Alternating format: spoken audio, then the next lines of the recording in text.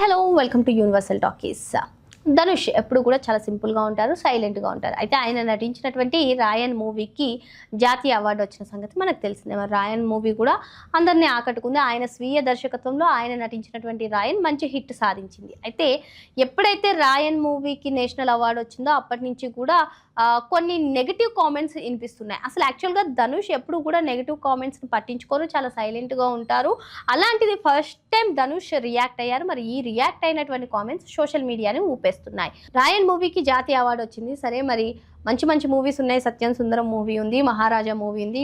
ఇవి ఉండగా రాయన్ మూవీకి జాతీయ అవార్డు రావడం ఏంటి అని కొందరు ప్రశ్నిస్తూ ఉన్నారు. అయితే ఈ అంశంపైనే ధనుష్ రియాక్ట్ అయ్యారు. అసలు నార్మల్గా ధనుష్ ఎప్పుడు రియాక్ట్ అవ్వరు నెగిటివ్ కామెంట్స్ వచ్చినా సరే, కానీ రాయన్ మూవీకి నేషనల్ అవార్డు రావడం పైన వస్తున్నటువంటి కామెంట్స్ పైన ధనుష్ రియాక్ట్ అయ్యారు. అసలు ఏమంటారు, రిపీట్ ధనుష్ నటించినటువంటి కొన్ని మూవీస్ వాడా, చెన్నై, కర్ణన్, మర్యన్ లాంటి అవి కూడా జాతీయ అవార్డులకు ఎంపికయ్యే చిత్రాలే, కానీ మరి వాటికి ఎందుకు రాలేదు అన్నట్టుగా ధనుష్ చేసినటువంటి కామెంట్స్ అయితే ప్రస్తుతం వైరల్గా మారాయి.